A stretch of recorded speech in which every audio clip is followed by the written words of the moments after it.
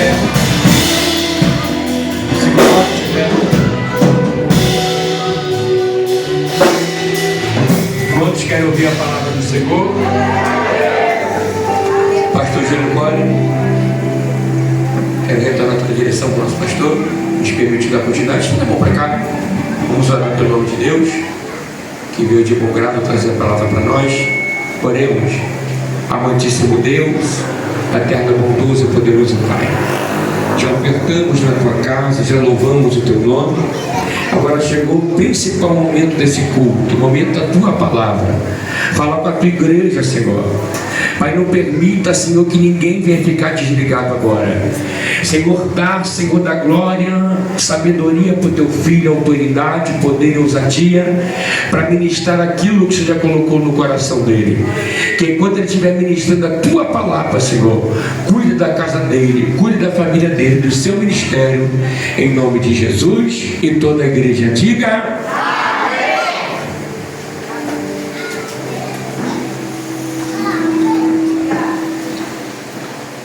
meus irmãos, a paz do Senhor, amém? Amém, amém, queridos? Amém. Quero externar a minha gratidão a Deus por estar aqui com vocês nesta noite profética, nesse lugar de adoração. Eu externo a minha inteira gratidão a Deus por essa honrosa oportunidade de estar aqui com vocês. Bom, hoje é uma noite de festa. Aprove o Senhor nos reunirmos aqui hoje para festejar a Ele, a honra é dEle, a glória dEle e todo o louvor. Eu louvo o Senhor pela vida do pastor presidente, pastor dirigente, das suas respectivas esposas, suas casas, os obreiros desse lugar, os ministros do altar. Você que veio com o coração aberto para adorar o Senhor, que bom receber você aqui hoje. Tá bom? Essa noite já é especial, pois é a noite em que o Senhor nos fez, e por isso o nosso coração transborda de alegria. Amém? Amém? Amém. Evangelho de Jesus, escrito por João, capítulo de número 9, versículo 1. Evangelho de Jesus, escrito por João, capítulo de número 9, versículo de número 1.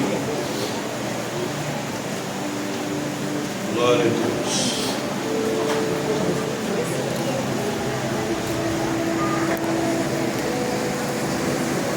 Existe uma unção nesse lugar, e ela é do alto. Glória a Deus. Quem achou diz amém. Amém. Passando Jesus, viu um homem cego de nascença. Os seus discípulos lhe perguntaram, dizendo: Rabi, quem pecou, este ou seus pais, para que nascesse cego? Jesus respondeu: nem ele pecou, nem seus pais, mas foi assim para que se manifestem nele as obras de Deus. Convém que eu faça as obras daquele que me enviou enquanto é dia. A noite vem quando ninguém pode trabalhar. Enquanto estou no mundo, sou a luz do mundo. Tendo dito isto, cuspiu na terra. Com a saliva fez lodo e untou com o lodo os olhos do céu. E disse-lhe: vai, lava-te no tanque de Siloé, que significa o enviado. Foi, pois, lavou-se e voltou vendo. Então os vizinhos e aqueles que dantes tinham visto que era cego diziam: não é este aquele que estava sentado e mendigava? Uns diziam: é este. Outros: parece com ele. Mas ele dizia: sou eu. E você diz amém? Amém. Tome seu assento, aplaudindo ao Senhor essa noite. A melhor salva de palmas que você trouxe para Jesus.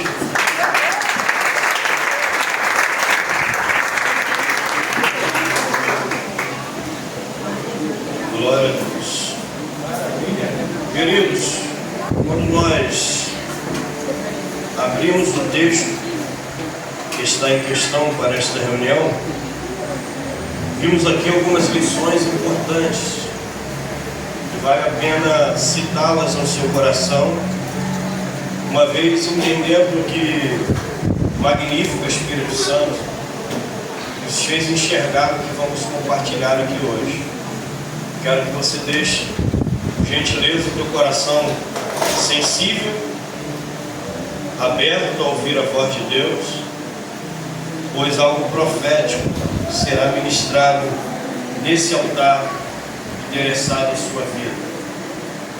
Quando nós olhamos esse texto, passeamos pelos evangelhos, sempre faço questão de frisar isso, a jornada do ministério de Cristo foi uma jornada marcada por sinais, prodígios e maravilhas. Jesus, por onde passou, marcou a vida de pessoas, com as suas ministrações, com seus milagres, com as suas lições. Jesus marcou a vida de pessoas. Quando nós abrimos os evangelhos de Mateus, Marcos, Lucas e João, nós encontramos alguns milagres que Jesus realizou. Encontramos escritos nos evangelhos 35 milagres que Jesus realiza. Estou aqui dizendo a vocês que Jesus, durante a jornada do ministério dele, realizou apenas 35 milagres. Estou dizendo a vocês que dentro dos 4 evangelhos existem uma totalidade de 35 milagres descritos pelos evangelistas, milagres esses realizados pela pessoa de Cristo durante a prática do seu ministério. Dentro dessa totalidade de milagres, 25 dos 35 são de ordem de cura. Jesus abrindo os olhos do cego, fazendo o mudo falar, o surdo ouvir, o paralítico andar, dentre outros tantos milagres mais que você já os conhece. Os demais são sobre os fenômenos da natureza. Quem é que não se lembra de João capítulo 2, quando Jesus transforma a água em vinho? Quem é que não se lembra também da multiplicação de pães e peixes?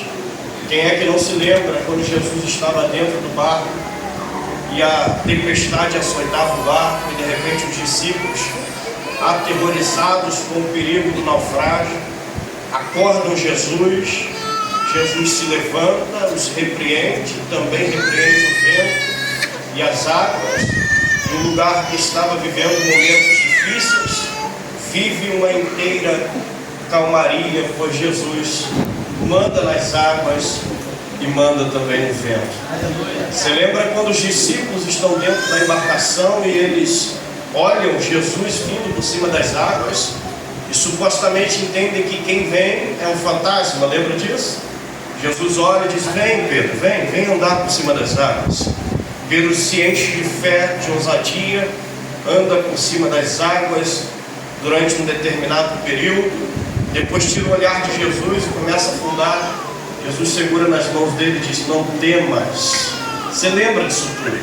Esses são milagres, alguns dos milagres realizados pela pessoa de Cristo durante a jornada do seu ministério. Eu particularmente amo João capítulo 9, que é um milagre que Jesus colocou em meu coração para compartilhar com vocês. O texto diz que Jesus está passando, ele está com seus discípulos e ele está indo a Jerusalém. Jesus e os demais discípulos gostavam de ir a Jerusalém, principalmente quando Jerusalém vivia seus dias de festa. Existiam algumas festas que os judeus, sendo ritualistas demais, não abriam mão de estar, como festa do Pentecoste, como festa da Páscoa, tabernáculo, festa da expiação, festa do Ano Novo, festa do Purim. Eram festas que os judeus gostavam de estar presentes, não abriam mão, pois eram ritualistas demais. Jerusalém ficava cheia nos dias de festa. Os judeus de dentro de Jerusalém não perdiam a oportunidade da celebração. Os oriundos de fora de Jerusalém corriam para Jerusalém para festejar também. Jerusalém está vivendo dias de festa. Jesus junta seus discípulos e vai a Jerusalém. O propósito é chegar em Jerusalém, pois Jerusalém está em festa. Mas no meio do caminho, Jesus olha e vê um homem cego de nascença. Vou fazer uma exegese bem simples para a gente terminar e não enfadar vocês. O texto diz que Jesus está com os discípulos, ele passa e ele vê um cego de nascença. Jesus vê esse cego e não se manifesta, pois ver cego na beira do caminho era algo comum. Os governos da época não empregavam deficientes no mercado de trabalho. Por exemplo, nasceu cego, nasceu com qualquer tipo de deficiência no corpo, esse alguém estava taxado a depender dos outros a vida inteira, da benevolência de alguém, da bondade de alguém. Esse alguém deveria ficar em locais estratégicos da cidade a fim de garimpar esmolas para garantir o pão diário. No outro dia, deveria voltar para o mesmo lugar. Abrindo parênteses, você lembra de Pedro e João quando vão ao templo para orar em Atos 3? Tem um moço ali na porta do templo pedindo esmolas, porque ali era um lugar estratégico. Os judeus se reuniam 3 vezes ao dia em Jerusalém para orar. Então era um lugar onde havia um fluxo grande de pessoas, e esse fluxo não tinha trégua. Orava de manhã, à tarde e no pôr do sol. 3 vezes ao dia os judeus se reuniam para orar. Você lembra de um dos milagres mais famosos da história do ministério de Cristo? O cego de Jericó, aonde ele estava? Na beira do caminho, lugar estratégico também. Sempre os deficientes achavam um lugar estratégico cujo lugar tivesse um fluxo de pessoas grande, a fim de garimpar esmolas.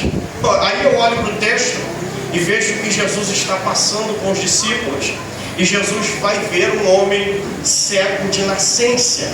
O texto está gritando para a gente, não era um acidente, ele nasceu desse jeito. Ele nunca antes viu a luz do sol, ele está em um lugar que lhe cabe, na beira do caminho, pedindo esmola, precisando que alguém efetue bondade para com ele. Jesus vai enxergá-lo. O ministério de Jesus não era um ministério fixo. Jesus andava de cidade em cidade, ministrando sobre a vida de pessoas. Jesus já viu nesse estado muitas outras pessoas. Ele está vendo mais um. Jesus olha e vê um homem cego de nascença. Só que Jesus não se manifesta para curar o homem, Jesus apenas vê ele. Aí os discípulos, no verso de número 2, vai perguntar a Jesus: Mestre, quem foi que pecou? Ele ou seus pais para que nascesse cego? Olha a pergunta dos discípulos: Mestre, quem foi que pecou? Ele ou os pais dele para que nascesse cego? Entre parênteses, o que os discípulos estão exclamando aqui é o seguinte: a condição que ele está, a culpa é de quem? Foi ele que plantou a condição dele atual? Ou foram os pais que plantaram e ele está colhendo? A culpa é de quem? Por que na pergunta? Porque é que os discípulos, seguindo Jesus, vendo seus milagres, vão fazer essa pergunta para Jesus. Qual é o propósito dela? Existia uma crença entre os judeus, e a crença era esta: se uma mãe gerasse um filho e esse filho nascesse com qualquer tipo de deficiência, os judeus acreditavam que Deus estava castigando os pais no filho. O filho nasceu assim, a culpa é dos pais. Os pais pecaram e agora vão ter que carregar esse suposto fardo a vida inteira. Esta era a crença dos judeus. E uma outra coisa que existia era a lei da semeadura, que é o que nós acreditamos: quem planta, colhe. Então a pergunta dos discípulos é: isso aí é colheita de plantio dele, ou é resultado da atitude dos pais? O senhor está castigando o pai no filho, a culpa é de quem? Aí Jesus olha para eles e diz: não, a culpa não é de ninguém. Olha o nó que dá na cabeça deles. A culpa não é dos pais e a culpa não é dele. Imagina a mente dos discípulos: peraí, a culpa não é de ninguém, então por que ele está nessa condição? O que eu acho engraçado é porque quem quer saber a origem não tem condição de resolver o estado, mas quer saber a origem. É isso que eu não entendo, sabe? Ele quer se manifestar dizendo quem foi que fez, por que está assim, mas ele não tem condição de investir naquele estado para que aquele estado dê lugar aos dias de honra, mas ele se manifesta. Se eu estivesse no lugar dos discípulos, eu diria: mestre, ali um cego, faz ele ver, faz ele enxergar. Eu já vi o Senhor fazendo na vida dos outros, então faça com que esta oportunidade seja aproveitada por ele, faça o milagre na vida dele. Mas não, os discípulos querem saber a culpa é de quem. Aleluia. E Jesus vai ensinar-nos que não é sobre culpa, é sobre propósito. Aleluia.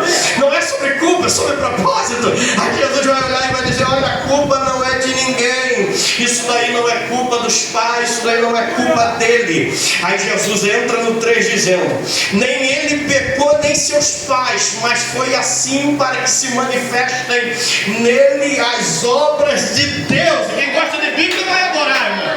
Olha o que Jesus está falando, meu amigo Rafael, olha que legal.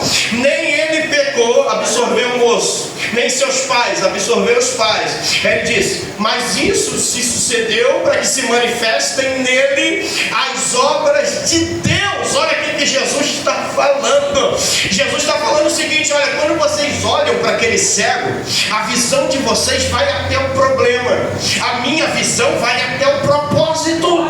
Quando vocês olham para o cego, vocês veem o estado, eu não, eu vejo o futuro. Quando vocês olham para o cego, vocês veem o dependente. Quando eu olho para o cego, eu vejo um anunciante daquilo que eu vou fazer nele. É como se vê, aleluia, é como se olha, é como se planeja. O problema nosso é que a gente quer cavar para saber o que se sucedeu, o porquê, a gente quer cavar. E Jesus está procurando uma igreja que estende a mão, mesmo sem saber os porquês do estado, mas anda estendendo a mão. Aleluia. Jesus olha e diz: nem ele pecou, nem os pais. Aí eu gosto da matéria da exegese por causa disso. Olha o que Jesus fala. Vamos pensar junto para a gente sair daqui com consciência do que foi falado. Olha que legal, olha isso aqui, para a gente adorar com consciência. Olha a fala dele, meu pastor. Olha a fala, meu pastor. Olha que legal. Ele está assim para que se manifestem nele as obras de Deus. Não tem plural no verso. Olha aqui, não tem singular no verso, melhor dizendo, tem plural. Olha a fala de Jesus: ele está desse jeito para que se manifestem nele as obras, olha o plural aí. O texto não está assim, ó, ele está desse jeito para que se manifeste a obra do Pai nele. Não, o texto não está assim. O que Jesus está dizendo é o seguinte: ele está desse jeito, mas tem mais de uma obra para ser realizada na vida dele. Aleluia. Ele está nessa condição, mas eu tenho mais de um feito para realizar na vida dele. Ele está pensando que ninguém vai fazer nada, além de fazer, vai fazer além do esperado. Aleluia. Eu tenho mais de uma obra para realizar na vida dele. Eu quero você com a mão levantada agora. Sabe que vem os músicos comigo? Sabe o que Jesus está falando para você hoje? Pode estar na condição que for, mas existe mais de uma obra em movimento para te favorecer. Se você pega, levante a mão, levante a mão, levante a mão, porque Jesus está dizendo: insista, porque enquanto você insiste, eu faço mais de uma obra. Aleluia. Está na cachaça, mas tem mais de uma obra para ser feita. Está nas drogas, mas tem mais de uma obra para ser feita. Dá trabalho para os pais, mas tem mais de uma obra para ser feita. Aleluia. Está na maconha, mas tem mais de uma obra para ser feita. Está na prostituição, mas tem mais de uma obra para ser feita. E o que é que vai patrocinar essa obra? O teu joelho dobrado patrocina. De salvação. Levante a mão aí, você que veio adorar essa noite. Abre a boca, porque enquanto você adora, a obra se movimenta.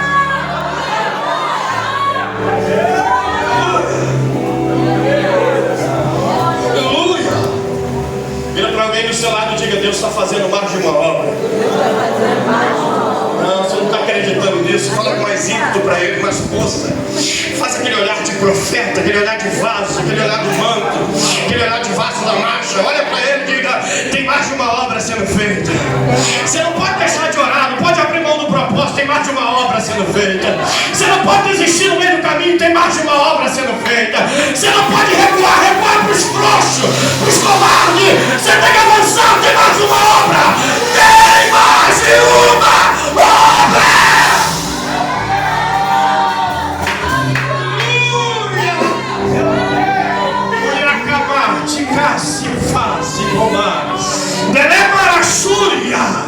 Estou ouvindo barulho de corrente caindo.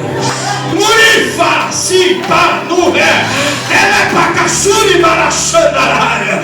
Barulho de algema caindo. Aleluia! Os presos serão livres. Deus está entrando com o livramento.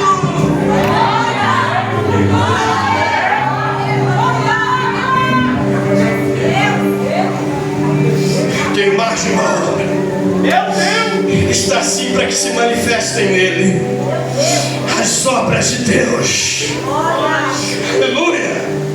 Aí o texto diz assim: Jesus vai falar: convém que eu faça as obras daquele que me enviou enquanto é dia, a noite vem, quando ninguém pode trabalhar. Jesus está dizendo: olha, estou com prazo aqui, já batendo na porta, já eu vou para o Calvário, já eu venço a morte, decreto a vitória da minha igreja. Então convém que eu faça as obras daquele que me enviou enquanto é dia, a noite vem, quando ninguém pode trabalhar. Aí ele diz: enquanto sou no mundo, sou a luz do mundo. Aí entra o verso de número 7. Verso número 6: tendo dito isto, cuspiu na terra e com a saliva fez lodo e untou o lodo nos olhos do cego. Olha que maneira esquisita de curar alguém. Para quem viu Jesus tocando, liberando a palavra, Jesus ministrando, aleluia, olha que forma esquisita de curar alguém. Jesus está dizendo: olha, tendo dito isso, cuspiu na terra e com a saliva fez lodo e com o lodo untou os olhos do cego. Jesus podia cuspir na mão, não podia criar o lodo? Podia, não podia? Só que Jesus vai cuspir no chão. Jesus cospe na mão e cria o lodo. E para se criar o lodo se requer água caindo no mesmo lugar, no mesmo tempo, dias constantes, né? Aí cria uma crosta de lodo, a água vai minando, daqui a pouco o lodo mas quando se trata de devolver a visão a alguém, a matéria-prima é criada na hora.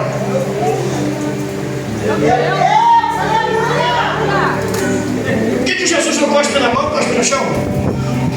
Você sabia que no texto tinha mais de um cego? Porque aquele que é capaz de julgar a deficiência do outro está mais cego do que o deficiente que ele enxerga. Olha aqui. O texto está me apontando o seguinte: nem todo mundo que caminha com Jesus, passando por lugares que ele passou, está vendo a mesma coisa que ele viu. Aleluia. Olha aqui que o texto diz: por que ele cospe no chão? Faz lodo. Podia cuspir na mão. Ele está dando um recado para os discípulos. E o recado para o moço. E o recado é qual? Vocês que enxergam não são melhores do que ele, que é cego de nascença. E nem ele que nunca enxergou. Nem ele que nunca enxergou é melhor do que vocês. Não sei se você vai adorar com essa palavra, mas eu estou no lugar de crente pentecostal aqui hoje. Não vai demorar, não vou te cansar, mas pega isso. Nem vocês são melhores do que ele, e nem ele melhor do que vocês. Se não fosse o que saiu daqui, aleluia, misturado com aquilo dali, nem vocês estariam aqui, e nem ele. Então alguém que carrega deficiência não é menor do que quem enxerga, e nem quem enxerga é maior do que a deficiência. No mundo espiritual, todo mundo está no mesmo patamar. Aleluia! Você pode abrir a boca para dar glória. Quem pode levantar a mão e encher esse lugar de glória?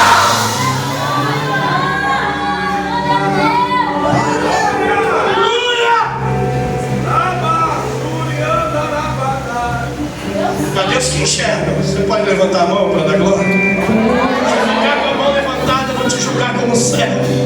Levanta a mão, você que recebeu essa palavra. Hoje não tem chave, hoje tem lodo. Alguém vai para casa vendo a vida de outro jeito. Glória!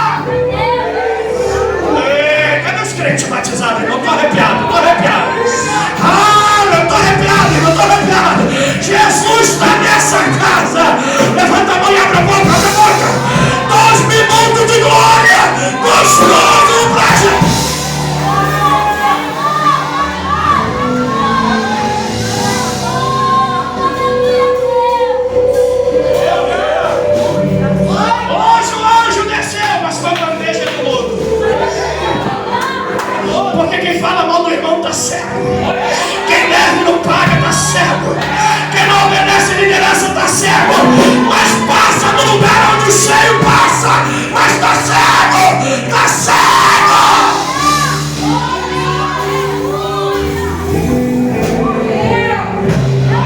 Deixa o céu descer. Vem, céu. Lá fora é a música secular que não sai de você. Aqui você prega com a verdade, lá fora te falta a verdade pregada aqui. Você não passa de um cego que finge seguir Jesus, mas na verdade é um acompanhante de luxo. Vê Jesus fazendo, mas não deixa o que ele fez gerar mudança em você. Jesus está te convidando hoje. Pega essa poção de lodo, se prepara para viver um novo tempo.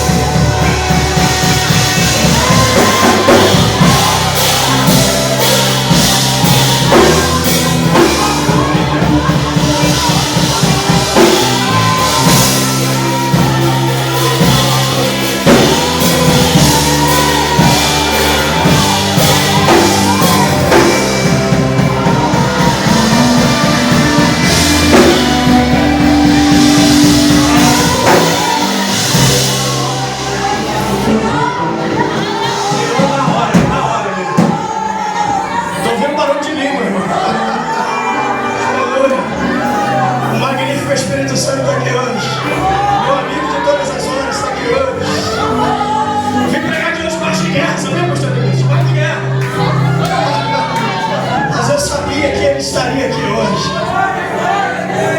O cenário vai mudar, irmão. Vai mudar. Tem uma matéria-prima sendo criada na hora. O que ele cria na hora não dá resultado depois, dá resultado na hora. O texto diz que ele cria matéria-prima, fica ligado, cria matéria-prima. O texto diz que untou nos olhos do céu. Parece que não, parece, mas não é, meus amigos, não é. Untou, o texto não diz passou, porque a palavra untou aqui está fora do original. No original a palavra untou é esfregou até incomodar. Olha aqui, ele está passando. Passar é diferente. Passei a mão no rosto. Esfregar é diferente. Já é incômodo. Jesus está passando, esfregando um lodo nos olhos do céu. Em seguida Jesus libera tal palavra para ele: vai e lava-te no tanque de Siloé, que significa o enviado. Ele tem um lodo, pastor Alexandre, nos olhos. Pastor Elenilson, ele tem um lodo. E Jesus diz o que para ele? Vai e lava no tanque de... Jesus está dizendo o seguinte: eu já liberei o que você precisa, já está sobre você. Agora, mesmo com as suas deficiências, mesmo vivendo na escuridão, o que você precisava já está liberado sobre você. Agora acha um jeito de achar um tanque. Aleluia. Porque o que você precisa já está. Agora você precisa achar um tanque. O problema é que o que a gente precisa já vem sobre nós. E a gente não entende que o que precisava já está sobre nós. E o que ele libera sobre nós, ele libera debaixo de uma direção. Ele liberou o mundo e disse: olha, vai ao tanque. A direção foi dada. O texto diz que ele vai em direção ao tanque, lava e volta vindo. Você percebeu? Ele foi no escuro. Era ele e o lodo que Jesus passou nos olhos. Jesus nem acompanhou ele, passou o lodo e ficou lá. Disse: vai lavar. O que eu acho legal é que Jesus nem pede os discípulos para ajudar. Não pede. Por quê? Porque quem quis só saber da raiz do problema não vai ter mérito no processo do milagre. Vai ficar aqui do meu lado, olhando ele ir, mas não vai vivenciar o que ele vai viver. Aleluia! Fica aqui. Então ele foi. Com o lodo nos olhos foi. O que eu acho legal no texto, mas é errado, é que nem ele vai pedir ajuda para os discípulos, nem para Jesus, porque ele entendeu que o que ele precisava já estava nele. Então ele vai. No escuro, mas vai. Sem ver nada, mas vai. Por quê? O lodo já está com ele. A matéria-prima criada pela mão de Deus já está nele. Ele acha o tanque, lava os olhos. E o texto diz: ele volta vendo. Aí o texto não diz, minhas amadas irmãs, ele foi embora vendo. O texto não diz isso. Porque ir embora e pegar outro caminho. O texto diz o quê? E voltou vendo. Se o texto diz voltou, se a palavra aplicada no texto é voltou, significa que ele voltou pelo mesmo caminho, mas agora vendo. Não sei se você vai pegar isso, mas o percurso que tu fez na escuridão, vamos ver você fazendo o mesmo percurso, mas agora de outro jeito. E quando te perguntarem quem foi, você vai dizer: foi Jesus. Ele fez o mundo, passou das horas, e quem me viu me vê.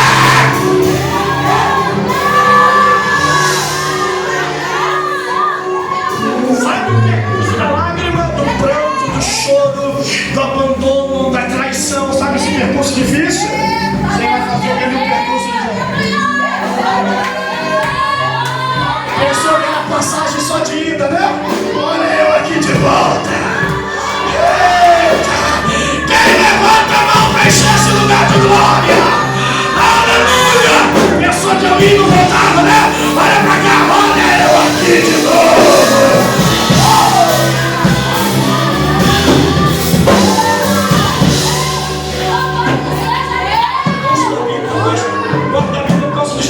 Detalhes. Olha o que o texto diz. Ele volta vendo. Aí o texto diz assim: então os vizinhos. Está escrito. Qual é o primeiro público que viu ele pós-milagre? Os vizinhos. É eles mesmos. Deus vai trazer para a janela e para o portão. Porque se eles frequentam a janela e o portão no dia da tua crise, vão frequentar no dia da tua honra. É profético, pega isso. Deus está fazendo o seguinte para você: aguenta firme, não se manifesta. Deixa que o que ele fará trará eles para o portão, para a janela. foi feito. Porque o que foi feito para a honra e glória do nome dele.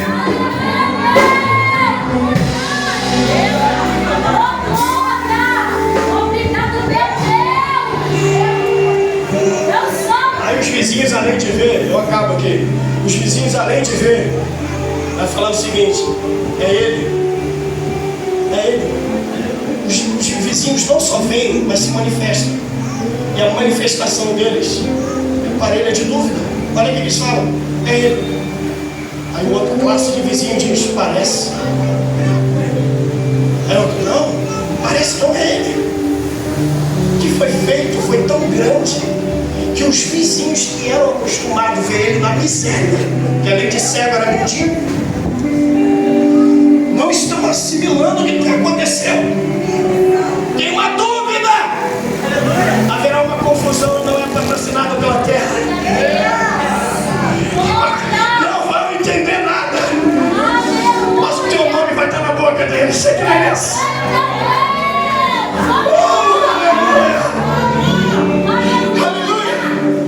Aí o texto diz assim: é ele, os outros parecem. Aí o texto no verso 9 diz assim: sou eu. Um grupo diz parece, outro grupo diz é. Aí ele diz sou eu. Põe isso aí de trás para frente para mim, por favor. Sou eu. Quer dizer, o que vocês veem não é mérito meu, é do eu. Aí olha aqui pra gente ir pra casa. Do verso 1 ao verso 8, ele é visto pelos discípulos. Está calado. Os discípulos querem saber o que deixou ele naquela condição. Ele está calado. Jesus faz o lobo, esfrega, incomoda, mas ele está calado. Jesus manda ele achar o endereço do tanque e ele está. Ele enxerga e está calado. Volta pelo caminho que foi calado. Os vizinhos veem ele e ele está. Os vizinhos têm dúvida de quem ele é. Aí ele se manifesta: sou eu. Para de se posicionar durante os processos. Eu não vejo esse cego se manifestando durante a obra. No início da obra, eu vejo ele se manifestando pós a obra. O problema é que a gente quer se posicionar antes do tempo, achando que festa é na hora da gente. Festa tem que ser na minha hora, eu já vou festejar. E Deus está dizendo: para de se posicionar durante o processo. Julgaram o estado dele e ele ficou calado. Por que ele ficou? Porque quando eu sirvo a Deus eu não me justifico. Não me justifico. Quem me justifica é Ele. Quando eu sirvo a Deus eu me garanto na mão que me toca. Sei que o norte que essa mão vai me dar vai solucionar o meu problema, e não aquilo que eu posso fazer com as minhas habilidades. Deixa eu dizer uma coisa para a gente ir para casa: nunca foi sobre as suas habilidades. Tu és um pobre, miserável pecador igual a mim. Se não fosse a graça, ninguém estaria aqui. Então nunca foi sobre nós, é sobre a graça, o favor imerecido. Sabe o que Deus está dizendo para você? Não se defenda diante daquilo que pensam de você. Afinal de contas, a opinião alheia nunca te definiu. Fique tranquilo que você precisa estar na mão de Deus e acaba de ser compartilhado com você nesse culto. Levante a mão em nome de Jesus. Receba isso, vá para casa hoje batendo firme o pé no chão. E aqueles que viram o teu estado anterior vão se assustar com o teu momento atual. Por quê? Aquele que começou a obra é fiel para terminar.